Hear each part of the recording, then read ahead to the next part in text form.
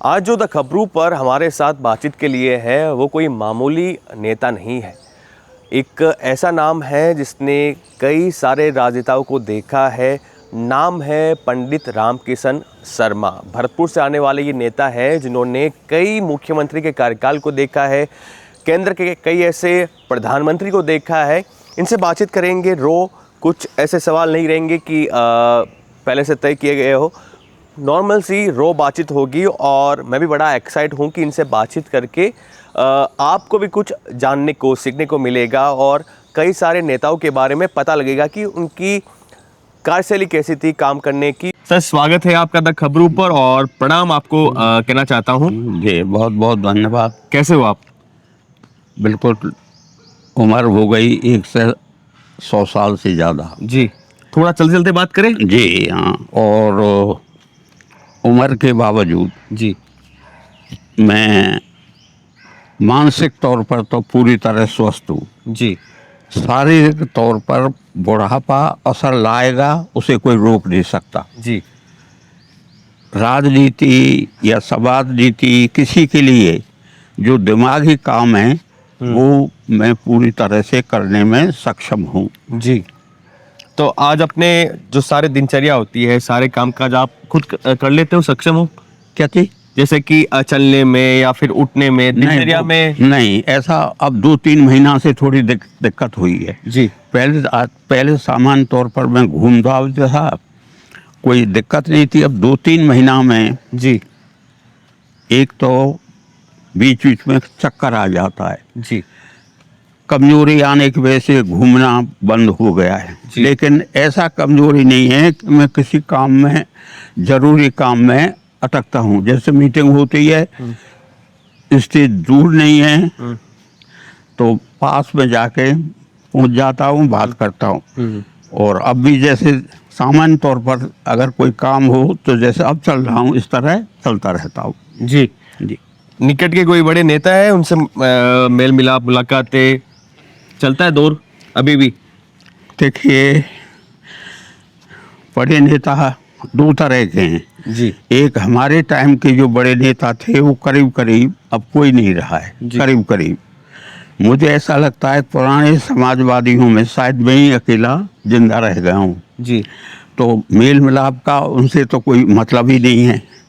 नए भी अब काफ़ी दिन से, जैसे अखिलेश जी हैं जी काफ़ी दिन से मेरा लखनऊ आना जाना नहीं हो रहा है। जी कभी कभी जयपुर में आता हूँ तो गहलोत साहब से मिलना होता है। जी ना वो मेरी पार्टी में रहे, ना मैं उनकी पार्टी में।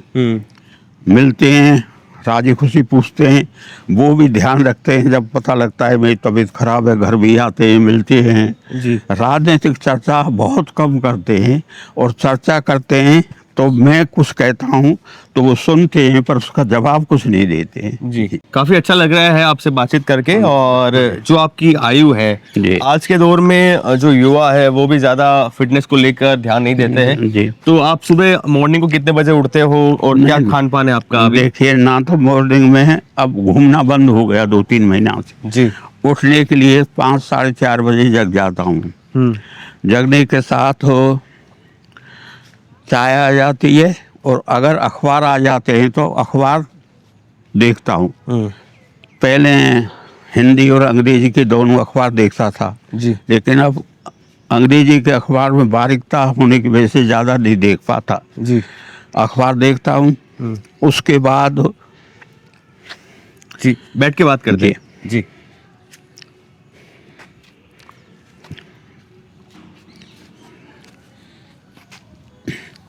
तो अभी कौन सा अखबार पढ़ रहे हो आप? राजस्थान पत्रिका, भास्कर, ये दो। पहले तो भास्कर, राजस्थान पत्रिका, उत्तर प्रदेश का अखबार था। इन सब अखबारों, 4 अखबार मंगाता था, 5। जी। अब ये 2 अखबार मंगाता हूँ, राजस्थान पत्रकार, भास्कर। एक अंतिम सवाल, फिर अपन अंदर चल के बात करेंगे। जी। अभी 2028 का विधानसभा चुनाव होगा, तो 28 के विधानसभा चुनाव में आपको क्या लगता है कि क्या फैक्टर मायने रखेंगे, काम करेंगे? कांग्रेस बीजेपी 25 साल से सिलसिला चल रहा है, एक बार भाजपा कांग्रेस, भाजपा कांग्रेस। अब कुछ लग रहा है परिवर्तन? कुछ छोटे मोटे दल जो है वो प्रयास तो कर रहे हैं। देखो, मुझे, मेरा अनुमान है जी। अब की बात जो चुनाव होगा 28-29 में, जी। उसमें राजस्थान के हिसाब से, देश के हिसाब से नहीं कह रहा हूँ, राजस्थान के हिसाब से मुझे ऐसा लगता है कि दलित, मुसलमान ये ज़्यादातर वोट कांग्रेस को देंगे या कांग्रेस का कोई सहयोगी मोर्चा होगा उसको देंगे। जी। कुछ लोगों में ये धारणा है या बनाई जा रही है या दल चाहता है, पता नहीं, गुर्जर वोट पिछले चुनाव में जो खिलाफ गए थे अब की बार वो कांग्रेस के साथ रहेंगे, इसलिए उन्हें संभावना है कि सचिन पायलट मुख्यमंत्री बनेंगे। जाट भी दो वजह से, एक तो हमारे ज़िले को छोड़कर परंपरागत से जाट ज़्यादातर कांग्रेस के साथ रहे हैं। जी। भरतपुर ज़िले की स्थिति अलग है। अब के भरतपुर ज़िले में भी जो उन्हें आरक्षण मांग रहे हैं नहीं मिलने की वजह से वो शायद बीजेपी के खिलाफ जाएंगे।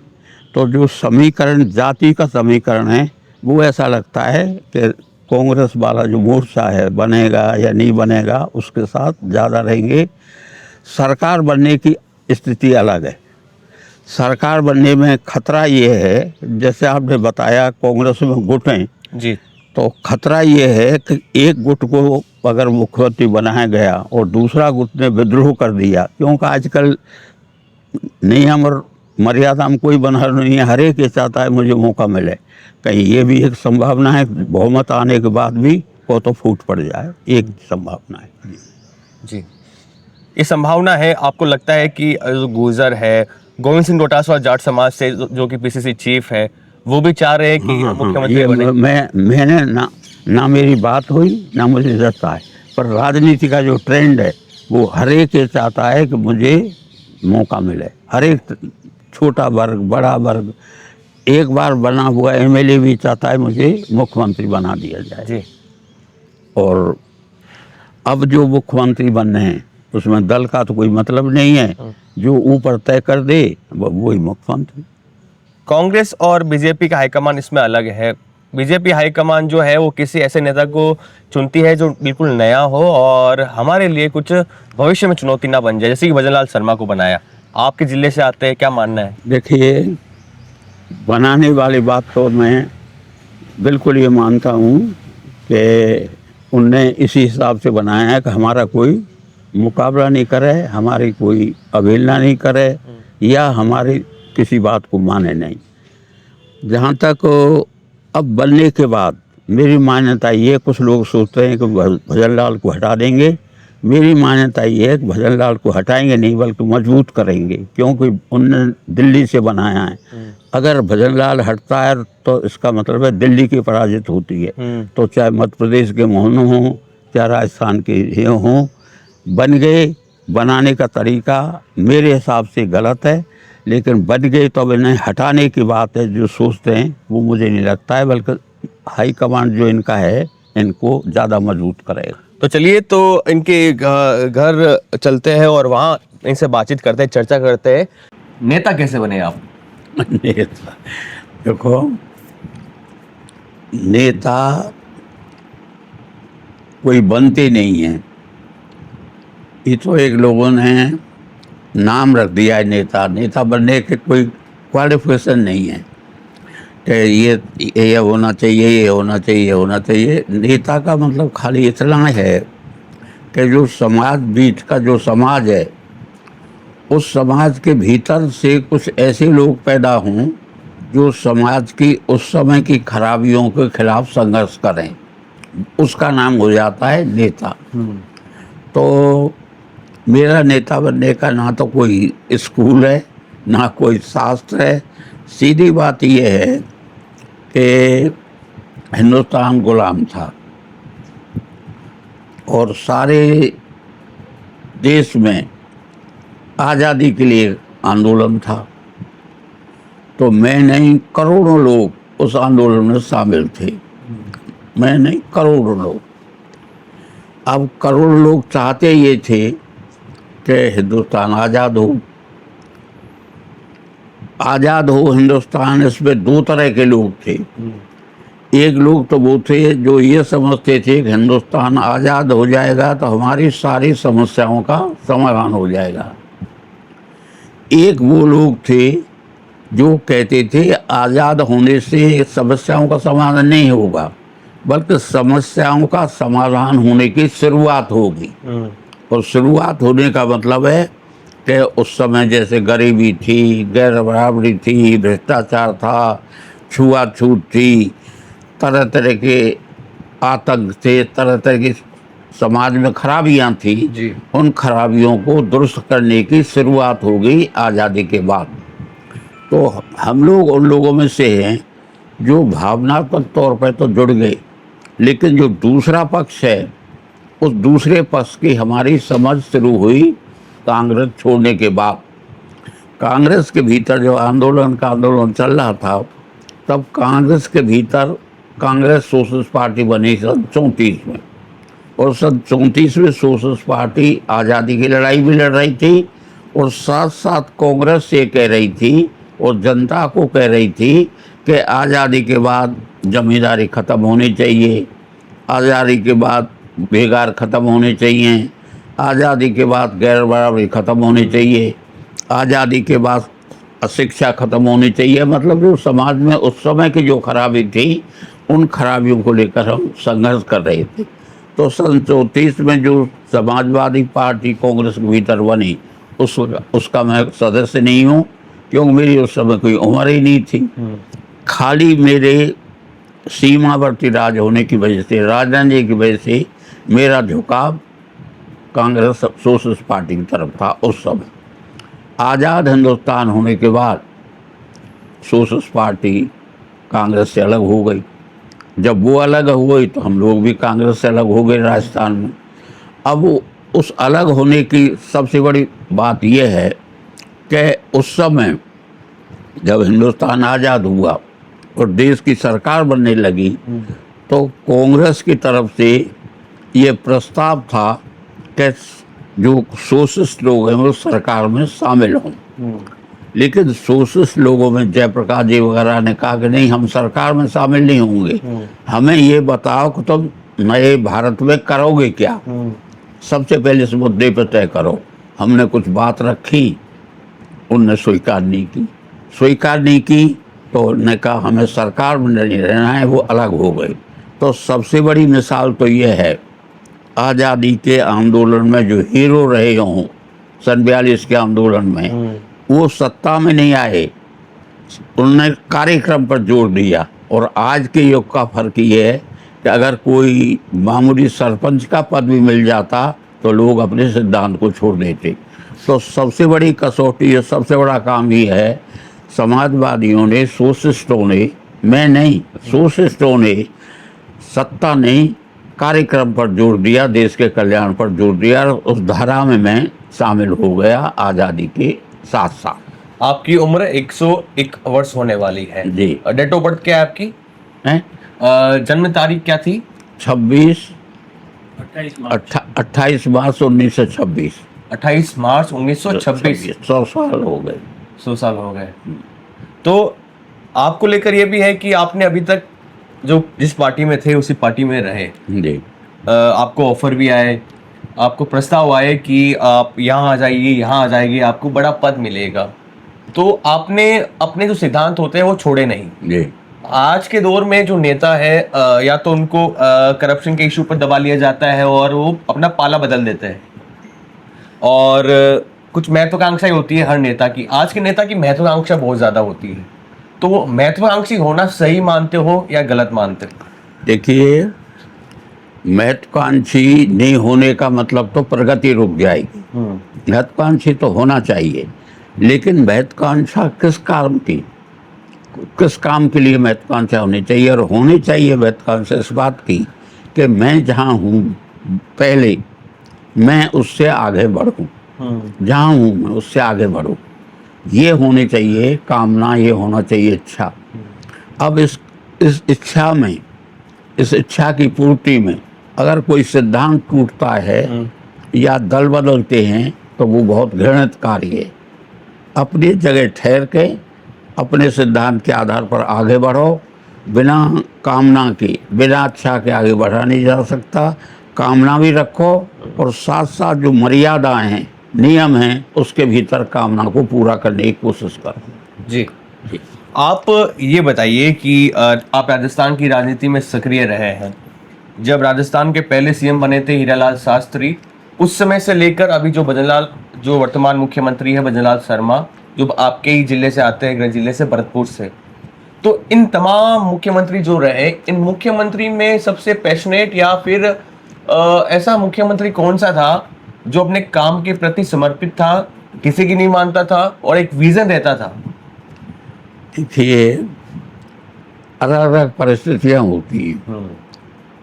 हीरालाल शास्त्री के टाइम का समस्याएं अलग थी और आज समस्याएं अलग हैं, इसलिए दो आदमियों का मुकाबला नहीं किया जा सकता, करना भी नहीं चाहिए। उस हर मौके पर हर मुख्यमंत्री ने उसके सामने जो समस्या थी उन समस्याओं के समाधान की कोशिश हुई है।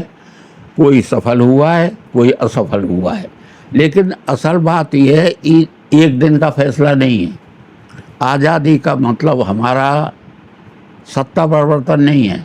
हमारा आज़ादी का मतलब यह है, जब हिंदुस्तान आज़ाद हुआ तो हम सोशलिस्ट पार्टी ने एक नारा लगाया था कि भूखी जनता चुप नहीं रहेगी, धन और धरती बंट के रहेगी। इसका मतलब है कि जब तक धन और धरती का बंटवारा नहीं होगा, न्याय संगत बंटवारा नहीं होगा, तब तक हमारी आज़ादी की लड़ाई चालू रहेगी। अब इस आज़ादी की लड़ाई को पूरा करने के लिए हर मुख्यमंत्री ने अपने हिसाब से, समय के हिसाब से कार्रवाई की है जी। अब जैसे सबसे पहले राजस्थान में ले लें, हीरालाल शास्त्री, जनार्दन व्यास, जब सरकार बनी थी तो राजस्थान की स्थिति बड़ी विलक्षण थी। जागीरदारी थी, राजा का राज अलग था, अंग्रेज का राज अलग था।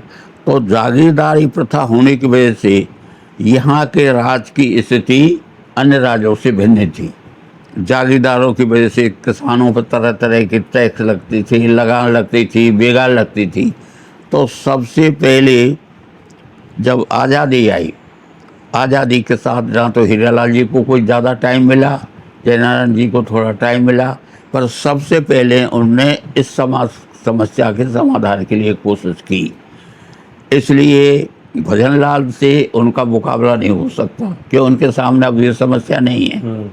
तो हर मुख्यमंत्री ने अपने हिसाब से कोशिश की है और हम जो विरोध के लोग थे, हम इस आधार पर समीक्षा करते थे कि जिस सिद्धांत के लिए आज़ादी आई है उस पर काम हो रहा है या नहीं हो रहा है। उस पर हम सुझाव भी देते थे, आंदोलन भी करते थे, संघर्ष भी करते थे। तो 100 साल पर 80 साल के गैप की 80 साल की स्थिति से मुकाबला करना उचित नहीं है, ना न्याय संगत है। उस दौर का माहौल अलग था, चुनौती अलग थी, अभी चुनौती अलग है। जी। खैर, अभी जो बदलाव आया है, जैसे सोशल मीडिया आ गया है, आप सोशल मीडिया का प्रयोग करते हो? मैं सोशल मीडिया का प्रयोग करता हूँ, लेकिन मैं किसी इनिशिएटिव पर ही करता हूँ, अपनी तरफ से नहीं करता। जैसा आप बात कर रहे हैं ठीक है, बाकी मैं अपनी तरफ से कोई नहीं करता हूँ। क्यों? अपनी तरफ से करने का मतलब है अपना प्रचार करना। मुझे अपना प्रचार तो कुछ करना नहीं है। हाँ, कोई समस्या आई, आपने कोई बात की, उसके मेरे अनुसार जो मैं समझता हूँ उस पर अपनी बात कहता हूँ। सोशल मीडिया उसका उपयोग करे, दुरुपयोग करे, उपयोग करे। अभी तो जो नेता है, जो पार्टी है, अपना कैंपेन चलाती है, सोशल मीडिया एक वो अपने अहम रोल निभाता है। सोशल मीडिया आज के दौर में हर नेता अपना प्लेटफॉर्म बनाता है, उस पर प्रचार प्रसार करता है, टीम रखता है, पार्टी अपनी बड़ी बड़ी टीम रखती है, उस पर पैसा खर्च करती है, सर्वे करवाती है। उस समय और आज के समय, आज के समय में सोशल मीडिया हो गया, उस समय सोशल मीडिया नहीं था। तो आप प्रचार कैसे करते थे, कैसे कनेक्ट करते थे लोगों से? देखिए, ऐसा था, पहले समाचार पत्र भी बहुत कम थे, शिक्षा भी बहुत कम थी। तो हमारा जो काम होता था वो जनता के बीच में सीधा जाना होता था, सीधे। आज मानो पानी की ज़रूरत है, पानी की समस्या है, तो मीडिया पर या अखबार में भाषण दे के ख़त्म नहीं करते थे। जनता के बीच में जाते थे, उनको समझाते थे कि भाई ये तरीका अपनाओ, इस तरीक़ा से सरकार पर दबाव डालो और उस चीज़ को लेके चलो। उस समय उन घटनाओं को लेकर उस समय के अखबार कई कई थोड़ी चर्चा कर देते थे, तो उसका बहुत बड़ा महत्व होता था, महत्व। और आज की हालत ये है सरकारों के सामने कि वो अपने पक्ष के अलावा दूसरे पक्ष को समझने को भी तैयार नहीं है, सुनने को तैयार नहीं है, समझने को तैयार नहीं है।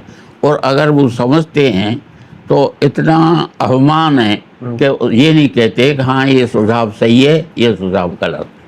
तो समस्या अलग, समय अलग, और आज की स्थिति में मैंने जो कहा वो स्थिति है। जी, आप मतलब पहले लोगों से मिलते थे, उनके साथ पूरी मांग उठाते थे जब तक उसका समाधान ना हो जाए। हाँ बिल्कुल, मांग उठाते थे, आंदोलन करते थे, जेल जाते थे, आज़ादी के बाद भी जेल जाते थे। जैसे हम आज़ाद हिंदुस्तान में हम लोग अपनी तरफ से कहते हैं, सन 58 में हमने आंदोलन यहाँ राजस्थान में किया। और हमने, हमारी मांग क्या थी उस समय के जब स्थिति थी, एक तो हमारी मांग ये थी कि जिस खेती पे मुनाफा नहीं होता है उस खेती पे लगान नहीं लगना चाहिए। नहीं, खेती पे लगान लगता था, खेती में नफ़ा व नुकसान एक हमारी मांग थी। हमारी मांग थी काम दो या बेरोजगार को भत्ता दो। इन सारी मांगों को लेकर हमारी मांग थी मुफ्त शिक्षा, मुफ्त दवाई। ऐसी मांगों को लेकर हमने आंदोलन किया। उसमें हम मेरे साथ 55-56 आदमी गिरफ्तार हुए और मेरी 3 महीना की सज़ा हुई। अब मैं नहीं कर रहा हूँ, ऐसा सारे देश में सब लोग अपने हिसाब से, जहाँ कम्युनिस्ट थे वहाँ कम्युनिस्ट थे, जहाँ सोशलिस्ट थे वहाँ सोशलिस्ट थे, आंदोलन करते थे। उस सब जनसंघ वगैरह को था नहीं। जनसंघ वगैरह जब से आया है तब से उन्हें आम जनता की मांगों पर नहीं, उन्हें आंदोलन शुरू कैसे किया, जैसे सेल टैक्स लगा उसका विरोध किया, सेल टैक्स का। अब सवाल ये है कि तुम सड़क भी चाहते हो, बंद भी चाहते हो, और टैक्स लगाने ही नहीं देते हो तो काम कैसे चलेगा। हाँ, सेल टैक्स में कोई सिस्टम में खराबी थी, उसका सुझाव दो। तो जनसंघ ने जो आंदोलन शुरू किए उनने भी किए, पर उनके आंदोलन ज़्यादातर नकारात्मक थे। और दूसरे लोगों ने जो आंदोलन किए हैं, चाहे किसान के नाम पे किया हो या मजदूर के नाम पे किया हो, उसके पीछे पॉजिटिव पक्ष था। जी, आपका अभी तक सबसे प्रिय मुख्यमंत्री कौन रहा है, या फिर जिससे दोस्ती गहरी रही हो आपकी? देखो, प्रिय और हम तो प्रिय का दोस्ती, हम तो विरोध में थे। कांग्रेस छोड़ने के बाद, कांग्रेस के भीतर जब हम थे तो हमारी कोई किसी जान पहचान नहीं थी। और दोस्ती के हिसाब से कहें तो दोस्ती तो नहीं, पर शिवचरण माथुर जो मुख्यमंत्री बने वो स्टूडेंट कांग्रेस में थे और हम भी विद्यार्थी कांग्रेस में थे। तो एक तो हमारी दोस्ती कह लो या पहली जान पहचान कह लो, उनसे थी।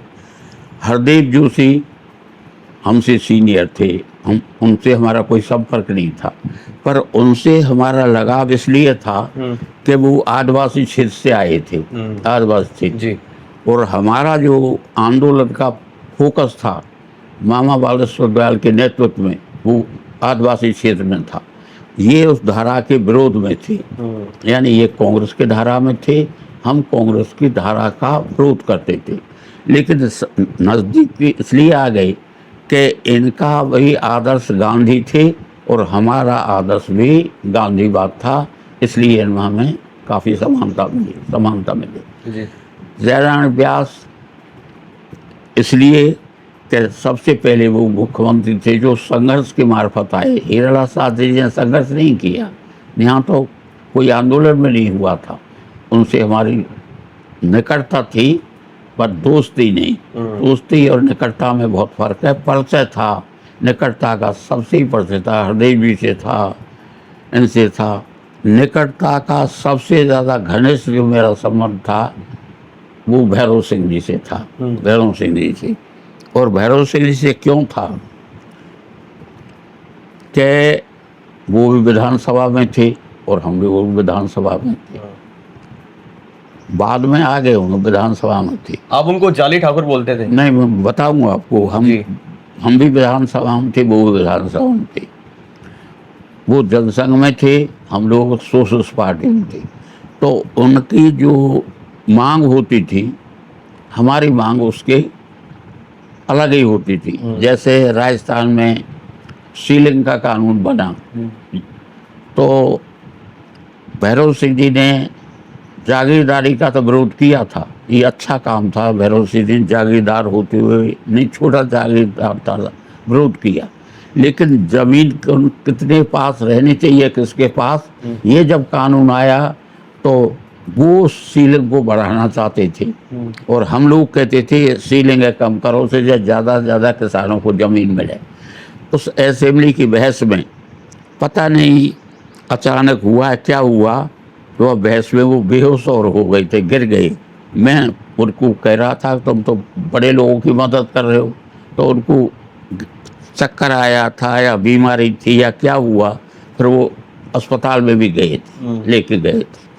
तो निकटता हमारी संघ असेंबली में रहना, उस समय एक घटना और हुई थी। लोग समझने हम लोगों को विधानसभा से सस्पेंड कर दिया था।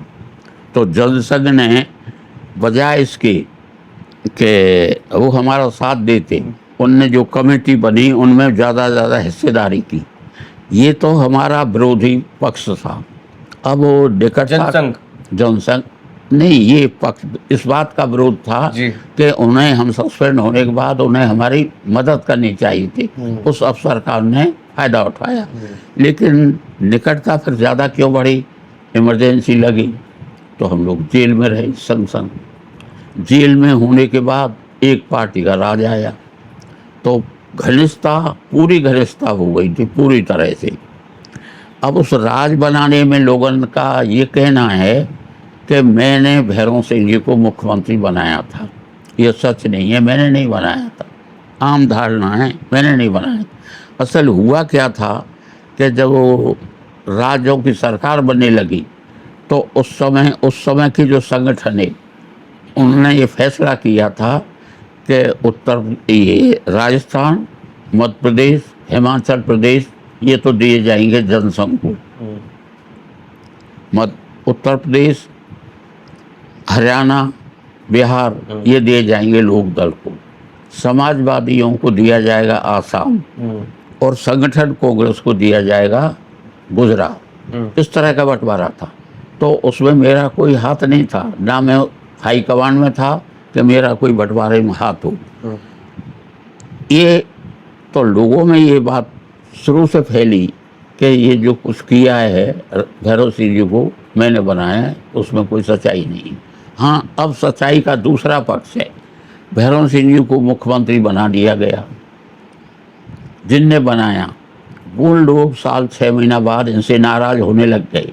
अब क्यों न होने लग गए मुझे पता नहीं, इनके बीच में क्या विवाद था, क्या था। तो एक स्टेज ये आई कि चरण सिंह जी का संदेश लेके राजनारायण जी मेरे पास आए और उन्होंने कहा भैरव सिंह को हटाना है। मैं 3 दिन रहे, उन्होंने लगातार चरण सिंह से बात की, कभी कहीं बात करी, मैंने कही बिल्कुल नहीं। उनके क्यों नहीं, तो मैंने कही भैरव सिंह जी को बनाने में आपने वो उसकी मुझे शिकायत नहीं है। मेरी कहना ये है कि आज की तारीख में राजस्थान में वो जिनको मुख्यमंत्री बनाना चाहते थे, वो मेरी नज़र में, हो सकता है मेरी नज़र गलत हो, वो बनाना चाहते थे अरुण क्या नाम है, चतुर्वेदी, ललित किशोर चतुर्वेदी और दौलत राम सारड़, इन दोनों में से बनाना चाहता। तो मैंने कहा ये दोनों सरकार नहीं बना सकते। तो मैंने बनाया तो नहीं इनको, पर इनको हटाने में उनको मैंने कह दिया कि मैं साथ नहीं दे सकता, ये हमारा संबंध है। अब घनिष्ठता की हालत ये थी कि भैरव सिंह जी को मुख्यमंत्री की हैसियत से राजस्थान जोधपुर हाउस में ठहरते थे और मैं पार्लियामेंट की हैसियत से अपने निजी मकान में ठहरता था। तो वहाँ जाने के बाद किसी काम गए होंगे, वो हमेशा मुझसे वहाँ मिलने आते थे, खाना भी खाते थे, मजाक भी करते थे, हर तरह से हंसी मजाक चलते रहते थे। मेरी माँ की मृत्यु हुई तो मेरे गांव में भी गए थे। यहाँ मैं रहता था तो खुद मुख्यमंत्री होते हुए मिर्जापुर रोड पर मैं रहता था, वहाँ मिलने जाते थे। घनिष्ठता की तो स्थिति ये थी, लोग ये समझते थे, लोग ये कहने लग गए थे कि मैं मुख्यमंत्री जैसा ही हूँ, ऐसी धारणा लोगों की बन गई थी। धारणा बनी तो हमारी घनिष्ठता खूब थी। अब इस घनिष्ठता के बीच में जो आप जाली की बात कहते हो, जाली ठाकुर, वो घटना ये है जी। कि हम खातीपुरा जेल में थे, भैरव सिंह जी थे, हम भी थे। किस दौर में? इमरजेंसी, आपातकाल में। हाँ। ठीक है। भैरव सिंह जी भी थे, मैं भी था, सतीश जी थे, मास्टर आतिश जी थे, सतीश जी? सतीश अग्रवाल, सतीश जी अग्रवाल। ये दो जनसंघ के लोग थे। सबसे दिग्गज जनसंघ विधायकों में से रहे। जी, ये दो लोग जनसंघ के थे केंद्र में मंत्री भी रहे। और मैं और केदार जी सोशलिस्ट पार्टी की तरफ से थे। हम 8-10 आदमी जेल में थे। जी। हम उम्र में मैं, भैरव सिंह जी, केदार जी, सतीश जी एक लाइन के थे और मास्टर आतिश, गोकुल भाई भट्ट, ये बुजुर्ग थे हमसे। तो हमारी आपस में ज़्यादा बातचीत होती थी। तो एक दिन भैरव सिंह जी ने क्या किया, हमारे यहाँ उस समय 3 महीना में एक बार मिलने की इजाज़त थी हमारे परिवार के लोगों को, और मेरा परिवार रहता था भरतपुर। भरतपुर रहता था तो 3 महीना की मिलने के टाइम पे मेरी पत्नी और मेरे बच्चे मुझसे मिलकर चले गए। एक दिन रात को हम बैठे थे तो भैरव सिंह ने कहा कि पंडितानी कहते थे कि पंडितानी जी आपसे मिलने आई हैं। तो मैंने भैरव सिंह जी कहा, मैं क्यों, बेकार, हमारे तो आ ही नहीं सकते, हमारे पास किराए को पैसा नहीं है, अभी तो मिल के गई है। तो उनके वाह, मैं खुद देख के आया हूँ, पेड़ के पास खड़ी है। अब जब बहुत देर हो गई तो मैंने ऐसा के आई हूँ, तो मैं गया तो इन्हें क्या किया, एक कैदी था लक्ष्मणगढ़ का, उसको औरत के कपड़े वपड़े पहना के और एक पेड़ के पास खड़ा कर दिया। अब मैं बात करने से पहले बार मेरा हाथ पकड़ लिया, अरे मैं ये क्या वो हुआ। खैर वो बात हो गई। अब मजाक तो था ही, मजाक बन गया। अब जाली ठाकुर, मैंने नहीं कहा, ये हुआ ये कि भैरव सिंह जी किसी काम को पहले दिल्ली गए होंगे, जाते रहते थे और मैं भी MP था। तो ये चंद्रशेखर जी उस समय हमारे अध्यक्ष थे पार्टी के, जनता पार्टी। इनका ये राज्यसभा में दोनों साथ रहे थे, भैरव सिंह जी और चंद्रशेखर जी। इनकी भी अपनी निकटता थी। पता नहीं किस प्रसंग में इनने जाके ये कहा कि पंडित जी ने एक औरत को जेल में छेड़छाड़ की है। ये अब इनने पता नहीं क्या क्या कहा, जो हो कह के आ गई। अब वो फिर मैं कब अचानक चंद्रशेखर जी से मिलते रहते थे, मैं भी गया। तो पहले चंद्रशेखर जी जब मैं मिलने जाता था तो बड़े सम्मान से मिलते थे और सब छोड़ के पहले मुझसे मिलते थे। हालांकि हमारे विचार में टकराव था। टकराव ये था कि वो भी सोशलिस्ट पार्टी में थे, पर उनका रुझान डॉक्टर लोहिया के खिलाफ था। तो और हम लोग डॉक्टर लोहिया, तो हम आपस में चर्चा भी करते थे। पर उस दिन जब मैं गया मिलने, मैंने खबर कराई तो उनका जो PA मुझे जानता था, उन्होंने कही पंडित जी आए हुए हैं। उन्होंने कहा ठीक है बैठा हूँ। अब मुझे आध घंटा करीब हो गए बैठे बैठे। कितने? आध घंटा करीब। 8 घंटे? नहीं, आधा घंटा। अच्छा। हाँ, करीब करीब हो गए। मुझे बड़ी झुंझलाहट थी, मैं कि पता नहीं क्या व्यस्त तो होंगे, क्या है। तो वो पानी भिजवाया, मैं बैठा रहा। फिर नकली नाराजगी दिखाते हुए वो निकल के आए। पहले हंस के मिले, बाद तनाव सा कुछ ऐसे आए।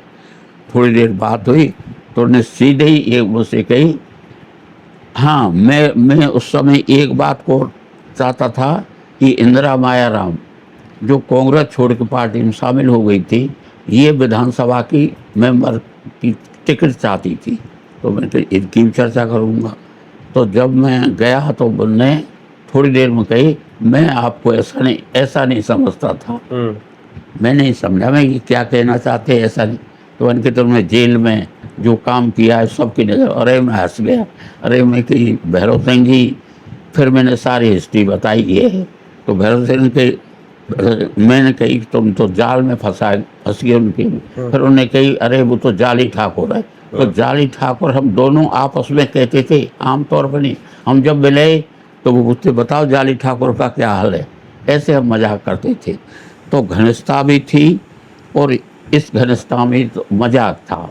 एक मजाक और था, ये भैरव सिंह जी जब दिल्ली जाते थे तो एक आध बार, इनको तो सारी सुविधा थी जोधपुर में, पर खाना खाने एक आध बार मेरे साथ आते थे। हाँ हाँ, और मेरे पास खाने का कोई ज़्यादा इंतजाम नहीं था, लेकिन एक जो वहाँ रोटी बनाता था वो बड़े स्वादिष्ट खाना बनाता था, पता नहीं क्या है। तो ये जाए और जोधपुर की बजाय एक आध दिन वहाँ खाना खाने आ आपके पास पहाड़ी रसोईया था? पहाड़िया आके खाना खाने लग जाए। फिर मैंने इनसे कुछ नहीं कहा। ये फिर मेरे अब गैर हाजिर में गए और उन्होंने कहा कि मैं खाना खाऊंगा और सब्जी कोई पैसा लो। और सब्जी को मुझे पता नहीं 1 रुपया दे के आए या क्या दे के आए। मैं भी तैयार हो, जब मैं उनके साहब वो भाई यूँ पता नहीं हो कि मुख्यमंत्री हैं क्या साहब, जो वो आम है वो सब्जी को 2 रुपया दे गए, खाना नहीं बनाएगा। मैं ठीक है। भैरव सिंह जी ने टेलीफोन किया वहाँ से, कौन सा टाइम था कि मैं उस टाइम खाना खाने आऊँगा, आ जाओ। खाने का हमारे पास कोई इंतजाम नहीं। जब मैं पहुँचे तो उनके खाना, मैं खाना कहाँ है, मेरे पास क्या रखा है खाने। तो इनने बड़े जोश में कहा चलो होटल में खाना आज तो चलो। तो ये होटल में हम लोग चले गए। अब चले गए, उस समय इनके स्टाफ का ड्राइवर था और एक आध आदमी इनके और साथ था। खाना खा के इनके दांत खराब थे, इनने आइसक्रीम मंगाई। मैं उससे पहले खाना खा के बाहर निकल आया। अब सवाल, जब उनको आइसक्रीम पसंद थी? हैं? उनको आइसक्रीम पसंद थी? हाँ, पसंद होगी नहीं होगी, खाने वाला मंगाई थी, वो मैंने वो खाई थी जी। वो मुद्दा नहीं है। मुद्दा ये था कि इन्हें खाने में लग गई देर और मैं खाने खा के पहले निकल गया वहाँ से, टेबल से लेकर के दरवाजे पर आ गया।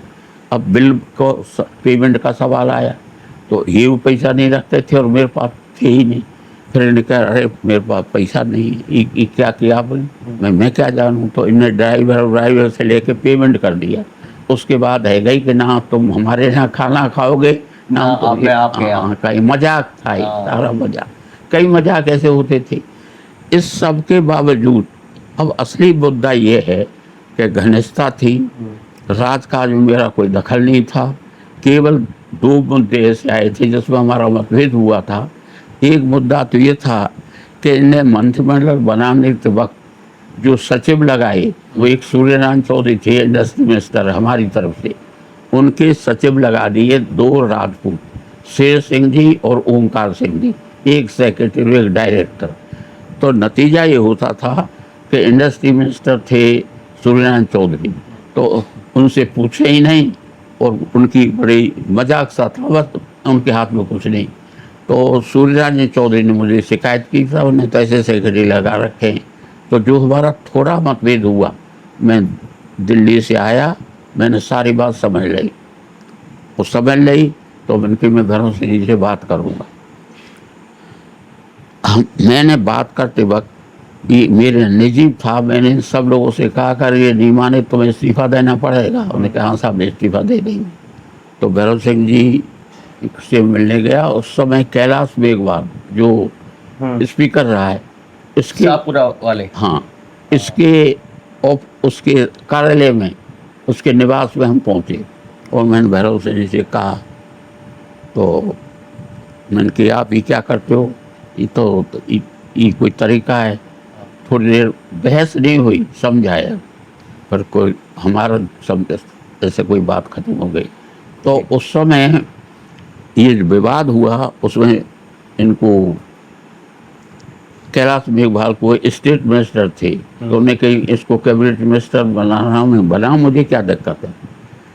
पर इन्हें शायद एक बात तो ये बुरी लगी कि उनका जो फैसले थे उसको मैंने आलोचना की। एक बात, एक दूसरी मुद्दा और आया था पंचायत राज का, अशोक मेहता कमेटी की रिपोर्ट आई थी। तो मैं ये चाहता था उस रिपोर्ट को जैसे जैसे लागू करो, ये उसमें कुछ परिवर्तन करना था। उसमें थोड़ा हमारे विवाद हुआ। अब ये 2 हमारे सारे जीवन के विवाद थे, नाराजगी के विवाद, नहीं कोई झगड़ा नहीं। अब पता नहीं, एक महिला थी उसका नाम इस किताब में है। उसने मुझे एक दिन अरवर में कहा कि पंडित जी मैं तो आपसे मिलना चाहती थी। वे क्यों? कि मैं इसलिए मिलना चाहती हूँ, तो बहुत दिन से तलाश कर रही थी कि एक दिन हम भैरव सिंह जी के पास बैठे थे, आपका टेलीफोन गया कि मैं आज आ रहा हूँ। तो भैरव सिंह ने कहा अब तुम जाओ, मैं सबसे ज़्यादा डरता हूँ, वो आ रहे हैं। तो उन्होंने कही कि आप बताओ वो आपसे क्यों डरते थे? मेरा तो कोई ऐसा मुद्दा ही नहीं है। तो शायद इनके दिमाग में ये बैठ गई, क्यों उस समय लोग मुझे काफ़ी सम्मान देते थे। प्रशासन में मैंने कभी नहीं कहा कलेक्टर लगा, कोई मैंने कभी कहा ही ना। केवल एक बार चीफ इंजीनियर की बात आई थी PW की, तो मैंने दो चीफ, एक के सरीन एक ईमानदार थे, मैं इन्हें रखो, इतनी मेरे दखल था। तो पता नहीं इनके दिमाग में शायद ही बैठ गई कि मैं आगे आने वाला हूँ और मेरा इनसे मुकाबला हुआ। ऐसा इनके दिमाग में शायद भ्रम बैठ गया, जब मैं आज तक भी कल्पना नहीं करता मैंने कभी चीफ मिनिस्टर की सोची हो। एक सतीकांड हुआ था, उस समय महिमा मंडन के खूब आरोप लगे थे। नहीं, उसमें मैं उस मामले में भैरव सिंह जी की तारीफ करता हूँ। उस समय हम तो अलग हो गए थे जी। तारीफ इसलिए करता हूँ कि राजपूतों के दबाव के बावजूद ये अपनी जगह पे स्थिर रहे, उनने उस कांड का समर्थन नहीं किया। ऐसे ही जागीरदारी का इन्हें समर्थन नहीं किया, इन्हें केवल सीलिंग पर हमसे मतभेद हुआ था। उस समय हम, ये जो कांड हुआ था सत्यकांड, उस समय हम उनके साथ नहीं थे, हम तो लोग अलग थे। अब इन घटनाओं के बाद ये डरते थे, नाराज थे, क्या थे। अब स्थिति ये आ गई कि हर दिन साथ मिलें, खूब मजाक करें, साथ रहें, जब मौका मिले आपस में मिलें। और जब चुनाव होने लगा उस समय हम लोग अलग हो गए थे, पार्टी टूट गई थी, दो धड़े हो गए थे। ये भारतीय जनता पार्टी में थे, हम जनता पार्टी जनता दल में। तो हमारा संयुक्त चुनाव था, यानी अलग तो हो गए थे पर मिलजुल के चुनाव लड़ रहे थे। ये उस समय चुनाव लड़ रहे थे धौलपुर से भैरव सिंह जी, और मैं चुनाव लड़ रहा था भरतपुर से। तो ये जयपुर से धौलपुर जाने के लिए एक खानसूजापुर गांव पड़ता है, ये सरदारों का गांव, वहाँ हम सरदार थे। और उस समय जनसंघ का अध्यक्ष था आत्मा सिंह। अब आत्मा सिंह वहाँ अचानक पहुँचा, इन्हें बुलाए। तो आत्मा सिंह से भैरव सिंह जी ने कहा कि पंडित जी को हराना है, चुनाव ये हराना है। खैर वो चुनाव हुआ। चुनाव अपनी जगह, रिश्ते अपनी जगह। हाँ, अपने जगह चुनाव। लेकिन आप गठबंधन के साथ चुनाव लड़ रहे थे ना? हाँ, गठबंधन के साथ लड़ रहे। अब इनने, हाँ, अब इसमें नतीजा ये हुआ, मैं उस चुनाव में जीत गया। हालांकि जनसंघ के दो धड़े हो गए। जिनसे इनने कही थी वो तो मेरे साथ रहे, जैसे आत्मा सिंह, उस समय के एक भगत जी थे, एक गिरधारी दीवार वगैरह, ये तो मेरे साथ रहे। और एक धड़ा अरुण सिंह के साथ रहा, मेरे विरोधी। खैर मैं चुनाव जीत गया। तो एक बात तो मुझे खुद ताज्जुब है कि अच्छे संबंधों के बाद इनने ये क्यों किया। दूसरा, अच्छा, आपको हैरानी हुई? हराने और आपको पता कैसे चला कि उन्होंने ये बताया? पता तो बाद में लगा, अब जब उनने ही कहा, अब बहुत दिन बाद। अच्छा। मुझे बिल्कुल पता नहीं था। वो उनने गिरधारी तिवारी और आत्मा सिंह ने कहा था कि इस तरह हमसे कहा, मैं तुम कहने को तैयार है? हाँ बिल्कुल कह देंगे। फिर भैरव सिंह जी मौत हो गई, उससे पहले मुझे पता नहीं लगा। दूसरा मुद्दा क्या था कि जब संगठन बनने लगा तो अनौपचारिक बातचीत ये हुई थी कि मुख्यमंत्री तो रहेंगे भैरव सिंह जी और जनता दल का अध्यक्ष रहूँगा मैं। ये अनौपचारिक बातचीत, कोई समझौता नहीं था। हाँ। खैर उसी के अनुसार मुझे अध्यक्ष के लिए खड़ा हुआ। तो इनने अकेले या मिलके, एक नत्थी सिंह जी थी अपने भरतपुर की, उनको खड़ा कर दिया। नतीजा हुआ कि उसमें कालवी जी भी शामिल थे, भैरव सिंह जी भी शामिल थे, दौलत राम सारण भी शामिल थे। ये सब तीनों चाहते थे कि आप अध्यक्ष नहीं बने। ऐसा करके उस चुनाव का फिर हार जीत भी नहीं हुई। पर अंत में वो फैसला छोड़ दिया दिल्ली पर। फिर दिल्ली में अशोक मेहता और एक दूसरे आदमी को जिम्मेदारी दे दी। उनने बातचीत करके और टीकाराम पालीवाल जी जो ना पार्टी के मेंबर थे ना जेल में गए थे, उनको अध्यक्ष बना दिया गया। तो दोस्ती थी और दुश्मनी ऐसी थी, चुनाव भी हराए, अध्यक्ष भी बनने दिया, लेकिन नहीं बनने दिया। उसके बाद भी मेरे दिल में कोई कड़वाहट नहीं थी, अब भी नहीं है, पहले भी नहीं थी। मुझे ताज्जुब जरूर है कि उन्होंने ऐसा किया क्यों। कड़वाहट मेरे मन में नहीं थी, और मेरे मन में एक इसलिए और नहीं थी कि भैरव सिंह जी और हम काफ़ी नज़दीक थे, तो मुझे ही पसंद भी नहीं था कि भैरव सिंह जी मुख्यमंत्री हों और हम में कोई मतभेद हो जाए। अच्छा, आपको लेकर मतलब वो चाहते थे, उनके मन में ये था कि आप मुख्यमंत्री ना बन जाए, हाँ, बन जाए, भविष्य हमारे लिए खतरा ना हो जाए, हाँ, कद बड़ा ना हो जाए। हाँ, ऐसा मैं अंदाज से कहता हूँ जी। बाकी ना मेरे कोई इरादा था ना हमारी तरफ से। हाँ, अध्यक्ष की बात इनकी सहमति से तय हुई थी, एक बात। दूसरे, जब ये मुख्यमंत्री बनने की तय हो, जनता पार्टी का समय 1977 से 79-80 वाला। वही। जनता दल नहीं, जनता अब जब जनता पार्टी, हाँ, जब जनता पार्टी बनी और मुख्यमंत्री बनने का टाइम आया, तो मधुले में ऑब्जर्वर बन के आए थे और खासा कोठी में मीटिंग हुई थी। वहाँ फैसला हुआ मुख्यमंत्री रहेंगे भैरव सिंह जी। भैरव सिंह जी मुख्यमंत्री रहेंगे, इनका फैसला हो गया। तो मुझसे फिर उम्र में बड़े थे, हंसी मजाक भी करते, उन्होंने मेरे पैर के हाथ लगाया कि पंडित जी बताओ क्या है क्या है। तो मैंने कहा 5 साल में एक बार सच बोल देना। ये हमारा मजाक था, 5 साल में एक दिन सच बोल देना। जब सरकार टूट गई 22 दिन नहीं, तो फिर मजाक हुआ, तो उन्होंने कहा 5 साल पूरे कहाँ हुए।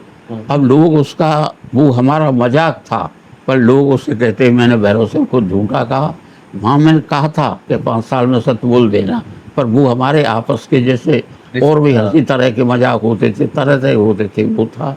पर ये तय है कि मैंने उनको हटाने से रोका। अब ये अलग बात है, मेरी वजह से रुके या नहीं रुके, वो अलग मुद्दा नहीं है। दूसरा ये तय है कि राज की दृष्टि से उस समय ना तो कोई जनता पार्टी पे करप्शन का बड़ा मुद्दा था, ना कोई भैरव सिंह जी पे कोई करप्शन का मुद्दा था। महंगाई जनता पार्टी के टाइम में बहुत कंट्रोल में थी, मतलब राज व्यवस्था ठीक थी, उनके बारे में मेरी कोई शिकायत नहीं है। अब ये तो वो रहे नहीं जीवित, और मुझे उस उनके जीवन के टाइम में पता भी नहीं लगा कि इन्हें हराने की कोशिश की है। वो तो मर गए जब अचानक एक दिन उन लोगों ने कही। तो हमारी दोस्ती मान लो या भयंकर लाश में दुश्मनी मान लो, ये हमारी कहानी। या राजस्थान में कई ऐसे राजनीतिक रूप से ऐसे परिवार रहे जिनका राजनीति में खूब दखल रहा है अभी भी, जैसे कि मिर्जा परिवार, ओला परिवार, मदेना परिवार, ऐसे कई सारे परिवार रहे हैं। तो इन परिवारों में किसी नेता से आपकी दोस्ती रही है? देखो, दोस्ती तो क्या रही, वही दिक्कत है दोस्ती। जैसे सीसराम ओला, वो असेंबली में थे, कांग्रेस के थे, हम सोशलिस्ट पार्टी थे, तो कैसे दोस्ती करें? वैसे बिल्कुल मेल मिलाप था नहीं, दोस्ती ऐसी कि खूब मजाक करते थे, उल्टी सीधी बात कह देते थे। जैसे उनके भाषण में कभी कई दिख रहे क्यों बहकाए तुम, झूठ बोल रहे हो, सब तो भाई दोस्ती समझ लो, और उस समय की बात बढ़ गई थी समझ लो। दूसरे इसमें एक मुद्दा और है, सब लोगों ने राजनीति में रहते हुए अपने परिवारों को आगे बढ़ाया। हमारे डॉक्टर लोहिया के परिवारवाद के बहुत खिलाफ थे, और खिलाफ ही नहीं थे बल्कि वो यहाँ तक कहते थे, कश्मीरी ब्राह्मणों की पोस्टिंग पर भी जवाहरलाल जी पे सवाल करते थे। तो अब लोग मुझसे शिकायत करते हैं कि तुमने अपने लड़कों को उस समय आगे क्यों नहीं बढ़ाया। तो मेरे दिमाग में डॉक्टर लोहिया की एक बात थी, नहीं, हमेशा ये बात रहती है, जहन में रखते। एक आध बात पर छोड़ के मैं उनसे असहमत था। मैं इस बात पर बिल्कुल सहमत था कि परिवार की सत्ता में रहते हुए कोई बच्चा अपनी मेरिट पे आवे तो आ जाए, पर फेवर के आधार पर राजनीति में नहीं आना चाहिए।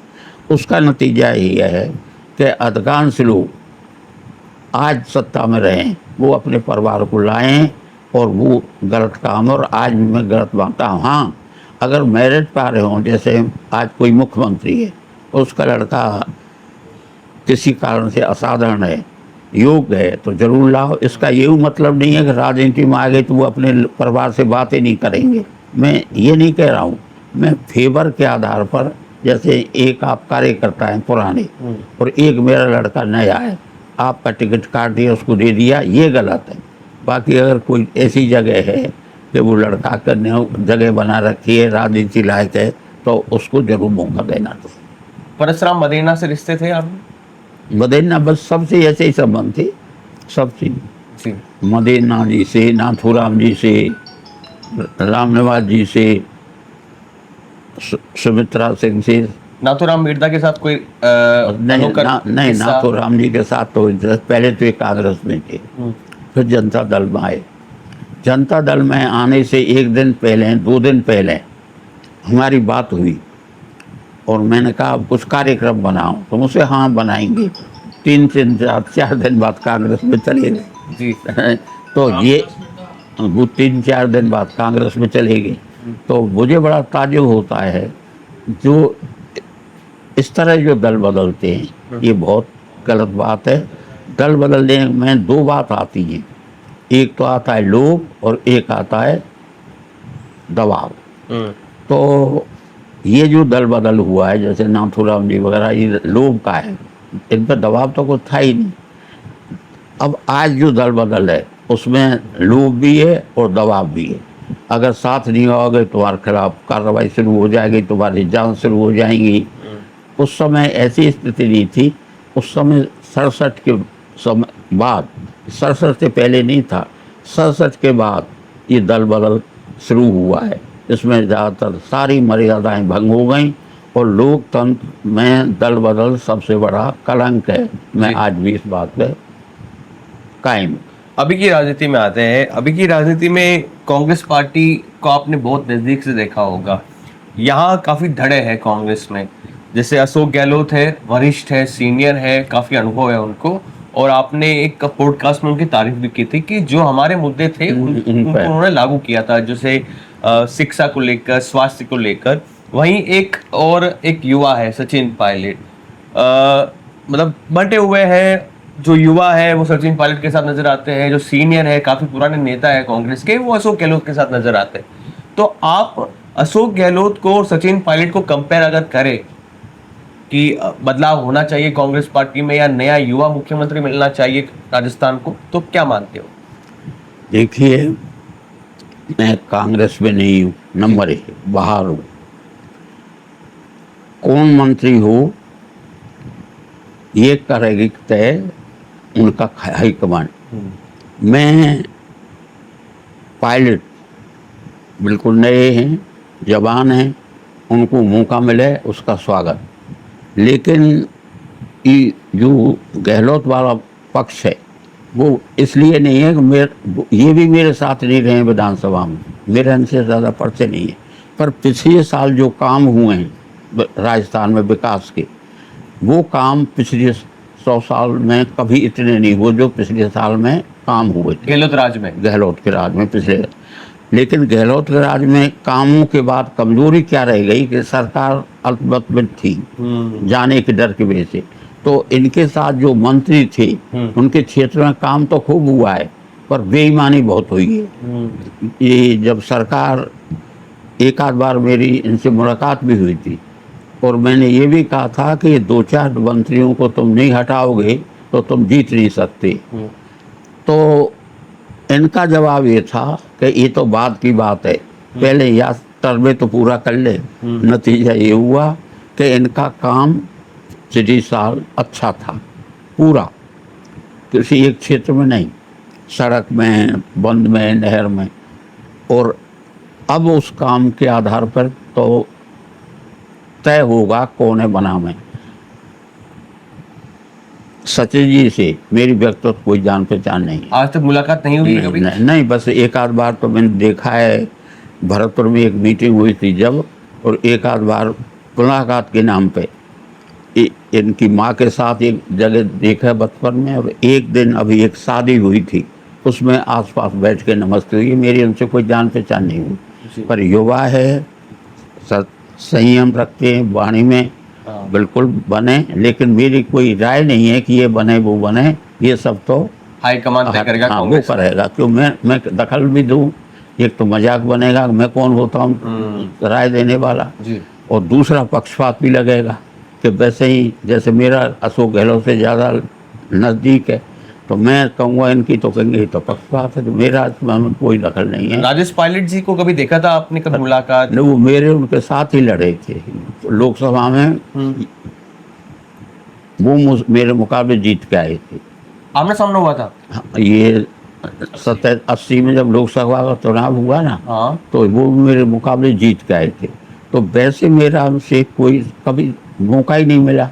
उनकी पत्नी मेरे साथ विधानसभा में थी, रमा पायलट। हाँ, तो इतना जरूर था कि जैसे विधानसभा है वहाँ में कोई मतलब नहीं, पर वो गैलरी उस समय बहुत छोटी थी, छोटी। तो जैसे मैं निकल के आ रहा हूँ, वो निकल के जा रही है, तो यूँ मुड़ के बैठ हट जाती थी, सम्मान करती थी, समझो पुरानी परंपरा के अनुसार सम्मान करती थी। पायलट साहब से मेरी व्यक्तिगत एक कोई शादी में मैं निमंत्रण देने गया था, बस एक दे दी थी, बाकी मेरे राजनीतिक वैसे कभी कोई चर्चा भी नहीं हुई। क्यों, उसके बाद वो मैं अलग, वो अलग, दल अलग, तो हमारा कोई मौका ही नहीं मिला। अशोक गहलोत को राजनीति में जादूगर नाम से पहचाना जाता है। हैं जी? जादूगर कहा जाता है अशोक गहलोत को, आप मानते हो जादूगरी है उनके?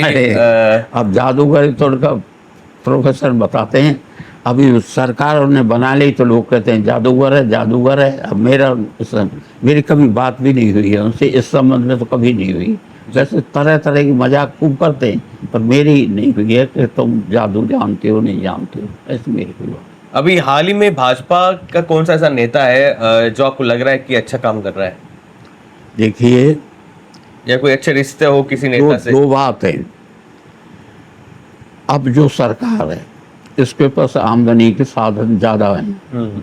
जीएसटी लगने के बाद जो कलेक्शन हो रहा है वो बहुत ज़्यादा हो रहा है। अच्छा, तो जो पुराने जो काम है इसमें नया ज़्यादा कुछ नहीं है। वो क्या रहा है कि जो सड़क 2 फुट की थी वह 4 फुट की कर रहे हैं, जो पुल कमज़ोर था वह तोड़ रहे हैं।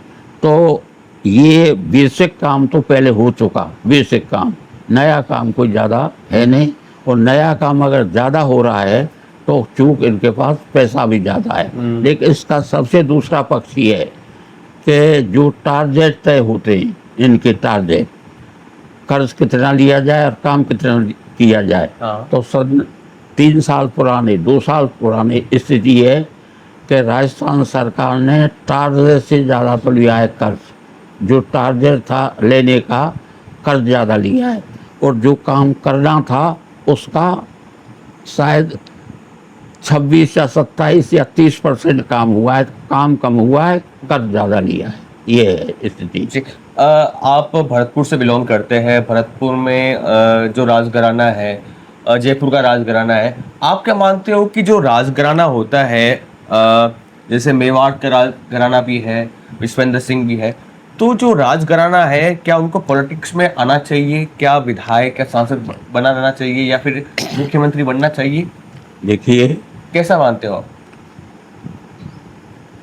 संविधान के अनुसार आप किसी को नहीं रोक सकते, मेरी और उसकी बात नहीं है जी। जो नागरिक है देश का, वो चुनाव लड़ सकता है, देश में व्यापार कर सकता है, वो देश में घूम सकता है। जब व्यापार कर सकता है, घूम सकता है, तो वो एमएलए और एमपी क्यों नहीं बन सकता? ये तो कानूनी पक्ष है जी। जनता को जरूर सोचना चाहिए वोट देते वक्त कि ये जो खड़े हुए हैं राज परिवार के लोग, ये राज परिवार के लोग जो उनकी क्षेत्र की समस्याएं, उसमें वो कितने सहायक होंगे, वोटर को उस वक्त सोचना चाहिए जी। दूसरे, आज अज्ञानता की सीमा ये है कि मुझे अभी पता लगा है, हम मोदी की आलोचना करते हैं सब, लेकिन कोर्ट ने ये फैसला दिया है कुछ दिन पहले कि इनको तो किसी तरह से, कौन कोर्ट का फैसला है मोदी के खिलाफ, सुप्रीम कोर्ट का, इनके खिलाफ तो यहाँ तक कहा है कि इनको किसी घुमा फिरा के कहा है कि इनको तो राजनीति में नहीं आना चाहिए, इनके खिलाफ इतने आरोप है। तो अब ये मोदी की गलती नहीं है, ये हमारे राजनीतिक व्यवस्था की गलती है कि हमारे प्रचारक जब सभा सम्मेलन होने बंद हो गए, नहीं पहले सभा सम्मेलन होते, पब्लिक में बात करते थे, अब सभा सम्मेलन तो होते नहीं। जिस पार्टी का टिकट मिला थैला ले जाओ, पैसा के बांट बूट के जीत के। 500 रुपए में लोग आते हैं, भीड़ खरीदी जाती है भीड़। हाँ, वो समझ के वो उनका बीच में सारी सभा ना होती थी। अगर मोदी जी आज आ गए हैं और कोर्ट का जो फैसला है मैं पूरी तरह नहीं बता सकता, कोर्ट की ऑब्जर्वेशन है, ऑब्जर्वेशन, हाँ, अगर वो ऑब्जर्वेशन की जानकारी जनता को देते तो शायद इसमें कुछ सुधार होगा। इसमें पहले जातिवाद कितना था, अभी जातिवाद कैसे? जैसे मैं अपने दौर में देख रहा हूँ, अभी देखो, देख दो रहा हूँ तरह का कि, जातिवाद है। जैसे जाट राजपूत होना। ये समझ गए। जी। खान पीन में जातवाद कम हुआ है, ये सारे देश की बात बता रहा हूँ। जी। जैसे पहले जाट के यहाँ राजपूत खाना नहीं खाए, ब्राह्मण फला के हाथ खाना ना है, जातवाद खत्म। कुछ सीमा में, चाहे मजबूरी में सही, जी। अंतरजातीय शादी भी शुरू हो गई है, इसमें भी टूटा है। आप इसको सही मानते हो अंतर्जातीय विवाह को? हाँ, बिल्कुल सही मानता हूँ, बिल्कुल होने चाहिए। टूटे, इसमें जातवाद कम है, लेकिन राजनीति में जातवाद बढ़ा है। यानी जहाँ जातवाद कम होना चाहिए वहाँ तो बढ़ा है, जी। और जहाँ जातवाद घटना चाहिए वहाँ बढ़ा है। तो राज समाज में जातवाद काफ़ी कम हुआ है, छुआछूत काफ़ी कम हुई है, ख़त्म नहीं हुई है पर कम हुआ है। पर राजनीति में क्यों, जातवाद का एक ही प्रमाण है, सब कहते हैं हम जातवाद नहीं कहेंगे, पर किसी दल का कैंडिडेट देखो, जिस जाति का जहाँ कैंडिडेट है, जाति है, लोग पार्टी उसके लिए वोट दे, उसको ही कैंडिडेट बनाती है, टिकट उसी को देती है। कहते अलग हैं, हम जातवाद के खिलाफ हैं, हम जातवाद के खिलाफ हैं। अगर कोई जाटों की वोटर ज़्यादा है तो जाट एक पार्टी, दोनों राजनीतिक दल जाट को टिकट देंगे, कहीं ब्राह्मण ज़्यादा है ब्राह्मण को देंगे।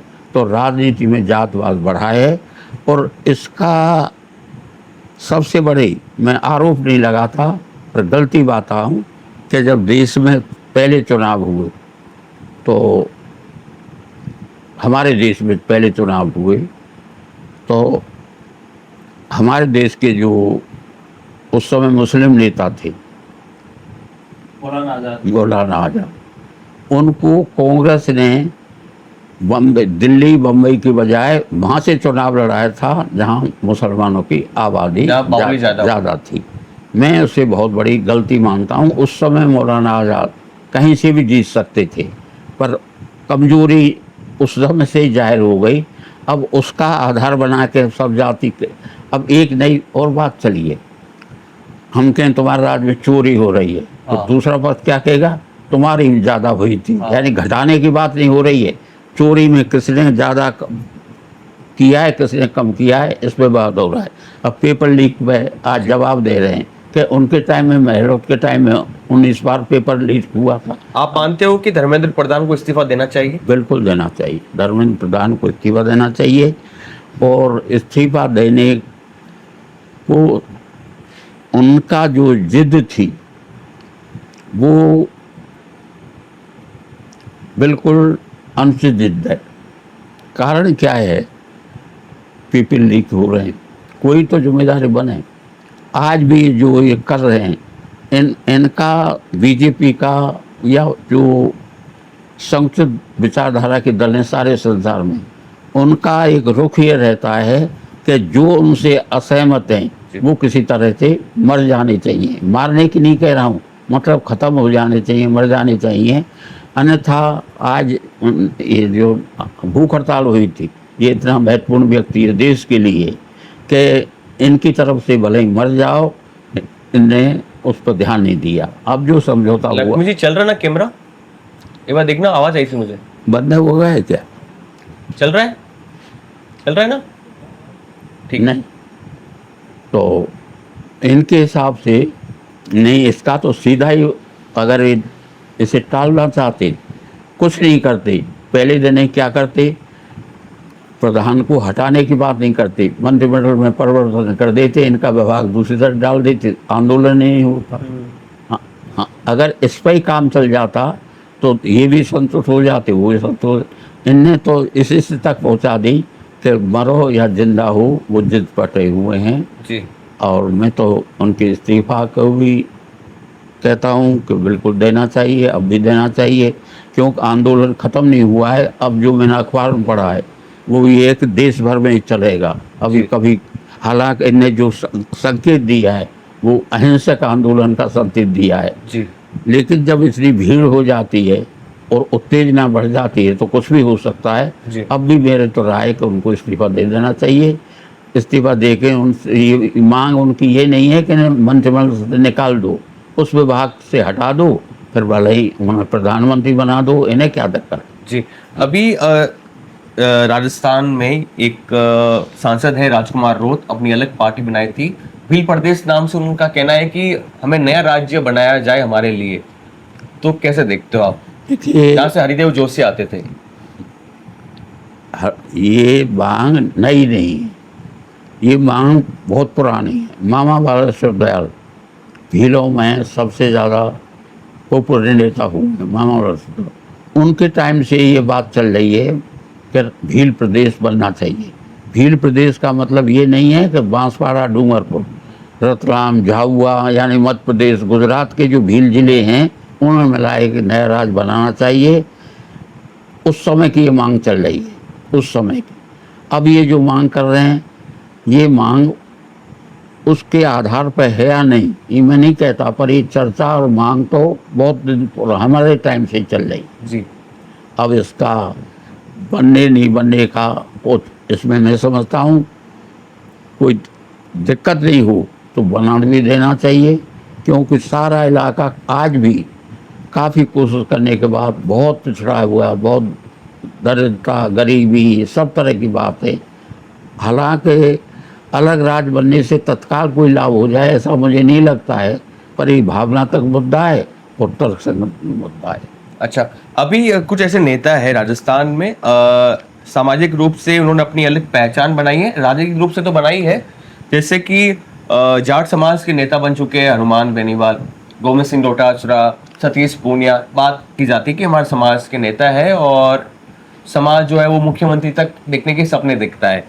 रविंद्र सिंह भाटी है, राजपूत समाज से बिलोंग करते हैं, नए उभरते हुए नेता है, चेहरे है। छात्र राजनीति से उन्होंने अपना जीवन शुरू किया था, जैसा कि आपने भी किया।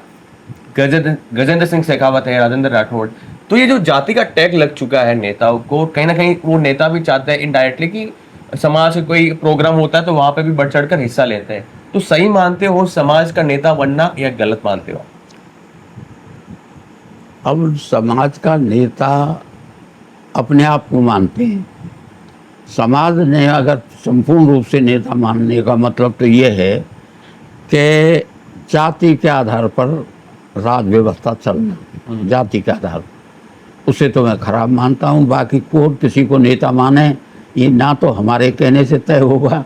अब जैसे अब तो जैसे ये बेनीवाल है, ठीक है, इनके 2 विधायक हैं, अब एक भी नहीं है। अब एक भी नहीं है, 2 सही 1 सही नहीं है। अब अगर ये मुख्यमंत्री की आकांक्षा रखते हों तो रखने का तो उन्हें अधिकार है, लेकिन ये व्यवहारिक नहीं है, ये बात है।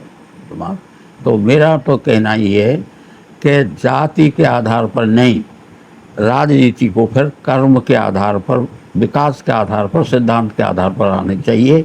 वो कहते सब यही हैं, लेकिन व्यवहार में मैंने बता दिया सब जाति का आधार ले रहे हैं चुनाव जी सब। अभी आपको कहा जाए कि पंडित जी आपको एक पार्टी चुननी है और एक विधानसभा सीट चुननी है, तो आप कौन सी पार्टी और कौन सी विधानसभा सीट चुनोगे? देखो, पार्टी मैं उसे चुनूंगा जी जो गैर बराबरी के खिलाफ संघर्ष करे। गैर बराबरी का मतलब ये है कि आज हमारे देश की स्थिति है, आर्थिक स्थिति, गैर बराबरी तो बहुत है, पर आर्थिक स्थिति आज हमारे देश की यह है कि 1% आबादी के पास, देश की 1% आबादी के पास 40% देश की संपत्ति के मालिक हैं। जी 1% आबादी के पास 22% लोग जो कमाते हैं उनके बराबर कमाते हैं। तो मैं उस पार्टी को पसंद करूंगा जो इस काम को कमज़ोर कर रहे, दूर करने की कोशिश कर रहे, समानता लाने की कोशिश करे। जी। उसमें कांग्रेस करे तो ठीक, बीजेपी करे तो ठीक, लेकिन बीजेपी तो कभी कर नहीं सकती। ये एक पूंजीवादी विचारधारा की पार्टी है। जी। दूसरे लोग भी झिझकते हैं वोट की डर की वजह से, धन भी सब उनसे ही लेते हैं। मेरा तो सुझाव है कि अब वो स्टेज आ गई है कि ये जो बड़े बड़े कॉरपोरेशन हैं इन पर टैक्स लगाया जाए।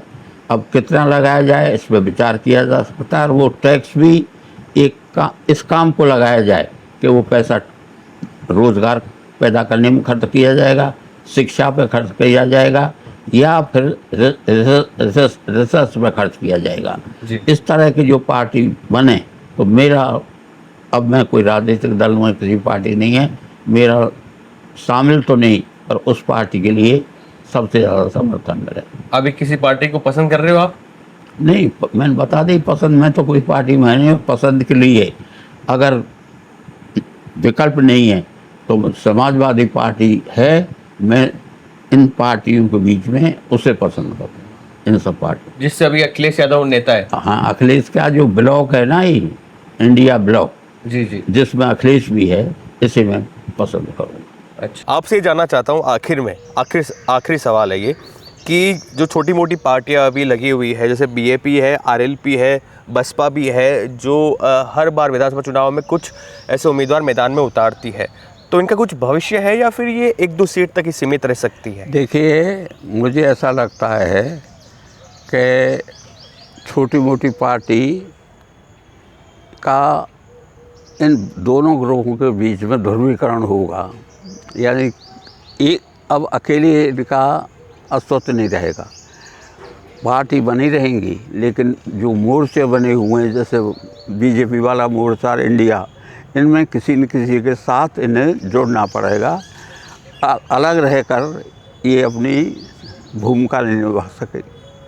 जी, तो ये इनका कहना था और काफ़ी दिलचस्प बातचीत आपको लगी होगी। कमेंट के माध्यम से बताइएगा कि कैसा कुछ इनसे हमारी बातचीत का निष्कर्ष निकला है, आप अपनी राय के अनुसार। और चर्चा काफ़ी अच्छी रही, हमने काफ़ी नेताओं के बारे में इनसे जाना, राजस्थान की राजनीति पे बातचीत हुई, राजस्थान के कई ऐसे मुख्यमंत्री थे उस पर बातचीत हुई। तो कमेंट से बताइए कि कैसी बातचीत लगी, और हमसे बातचीत करने के लिए धन्यवाद। इस उम्र में आप फिटनेस को लेकर ध्यान दे रहे हो, वॉक कर रहे हो, और जो दिनचर्या है आपकी, अखबार पढ़ते हो, तो काफ़ी कम देखने को मिलता है। और काफ़ी कम देखने को मिलता है कि एक नेता ऐसा अभी भी एक्टिव रहे, कार्यक्रम में जाए, और किताब भी लिखी इन्होंने अपनी, मैं जिंदा हूँ, आप ऑनलाइन उसको परचेज कर सकते हो। तो हमसे बातचीत करने के लिए धन्यवाद सर आपका। बहुत बहुत धन्यवाद। आपको कैसा लगा बातचीत करके? बहुत बढ़िया लगा, लेकिन आपने बुढ़ापा कह के मुझे नज़र लगा दी। क्यों कि मैं शरीर से बुढ़ा हूँ पर मन से जवान हूँ, इस बात को ध्यान में रख के बात करनी चाहिए। तो बने रहिए द खबरों के साथ। जय हिंद।